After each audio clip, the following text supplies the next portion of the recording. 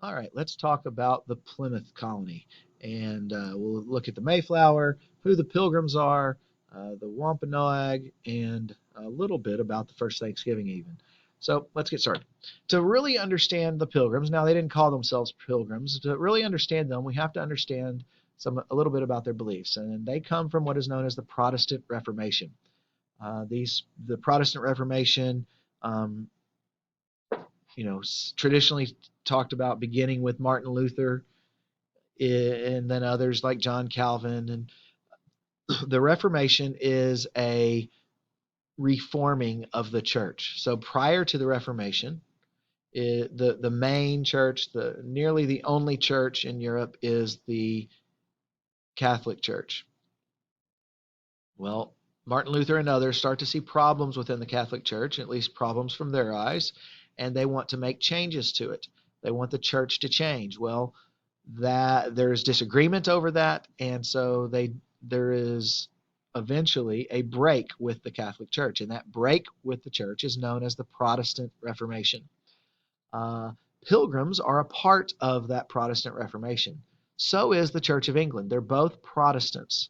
The problem is that many believers, many Christian believers think, well, the people that should be a part of your church are also Christians. You shouldn't be. You maybe can go to a church if you're not a full Christian, but you must be a Christian to actually be a member of a church, of a particular church. That's a fairly common belief. And so the Church of England is good with that, and they say, they are Christians. They are true believers. Well, the Pilgrims feel like the Church of England has not reformed enough. They did some of the reforms of the Reformation, but the Pilgrims believe that they didn't go far enough in reforming and making changes from the Catholic Church. And so the Pilgrims say, no, the Church of England is still not a true church.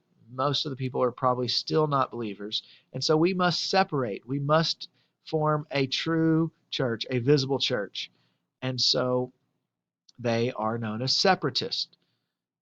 Well, you can imagine the head of the Church of England is the king, hearing that there's this group of Christians that say the Church of England is not really a true church is somewhat offensive to the king. And him being the king, he has the power to do something about it. And so the pilgrims are often persecuted for their beliefs.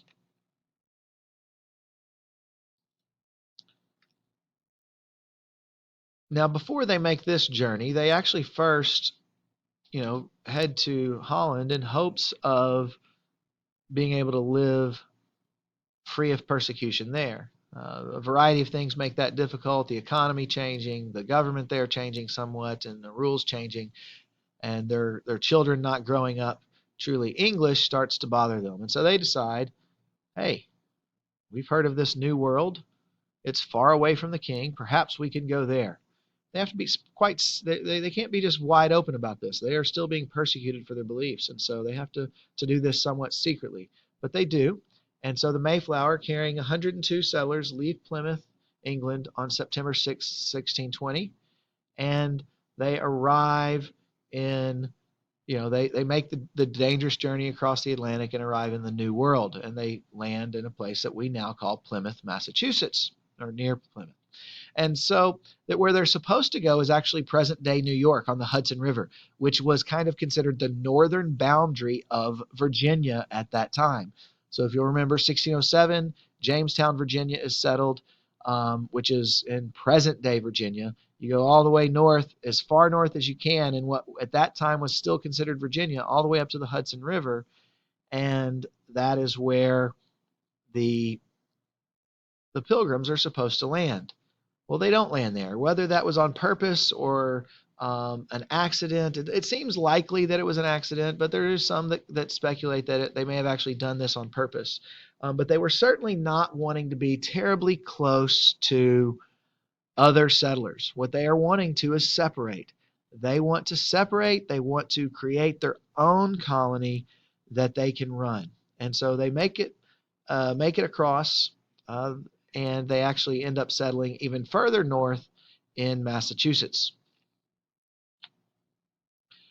Well, because they are not in Virginia, they're not actually settling in the land that they're supposed to settle, there's people on the Mayflower that begin to say, "Hey, you know what? This is we're not even where we're supposed to be. We're not going to follow the rules," because there was a fairly large portion of the people on the Mayflower that were not pilgrims. They weren't part of this separatist group. They were what they called the pilgrims called strangers. And this group was saying, "Hey, we're not going to follow your rules because we're not even following, we're not even where we're supposed to be. So that the rules that have been made before don't count. Our charter doesn't count because we're not even where we're supposed to be." And so this starts to worry people because they realize, hey, if we don't work together, this is going to be a problem. We're going out into this wilderness to start a new life. We need to start off working together. And so they come up with the Mayflower Compact. Basically, they agree to work together for the good of the colony. And here, this is based on the idea of a social contract that each person owes something to the society as a whole. You benefit from society, from being part of the society, so you owe something to the society that you're a part of. And it's also kind of this idea that we are going to create a government by common consent. In other words, the people have a voice in it. Now, they weren't setting out to start some representative government. They weren't setting out to overthrow a king. They were setting out to get away from a king, but they were doing what they felt was right and would work for them. But we often look back to this event, the Mayflower Compact, as being kind of an early sign that government in America might end up different. Um, Now, there was no way of knowing that back then that things would turn out the way they turned out, and they didn't have to turn out the way they did. But this is one of those early documents that kind of does seem to set the stage for future changes to government. So the Plymouth Colony, what do we know about it? Well, the Pilgrims land in present day Massachusetts, and the land they picked was abandoned by the Patuxet people. And I say abandoned, most of them actually died from disease a few years before this. The reason the land is mostly empty when they end up settling is because they'd been killed by disease that had been transmitted by some English ships, so whether it was fishing ships or trade vessels. We don't know exactly for sure, but we suspect that somebody on one of these ships was sick and they come into contact with the Native Americans, not purposely, not setting out to do this, but they come into contact with Native Americans, and these Native Americans die because their bodies have no immunity to these kinds of diseases, and so this land is basically, this particular area does not have Native Americans on it. The problem for the Pilgrims is that they left so late because of all the trouble they had back in England that they arrived too late to plant crops. And so they have less supplies also because they only brought one ship. Now they meant to bring two ships, but the second ship, the Speedwell, didn't sink, but was in such bad repair, such ill repair that they had to leave it. And so they only bring one ship. So they have fewer supplies, fewer people than they expected to have. And so that first winter is a tragic one. 45 of the 102 immigrants die that first winter.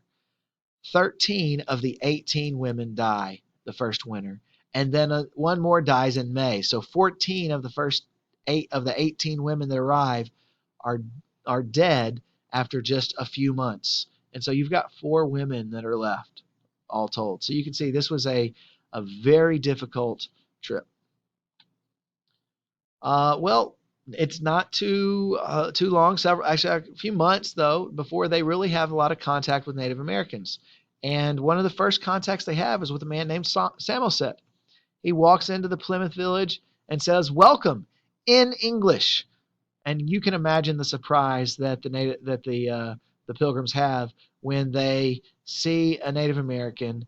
Of all the places they could land, they land in this particular place, and one of the first Native Americans they have any contact with is speaks English, and he ends up introducing them to Massasoit, who is the Wampanoag sachem or chief.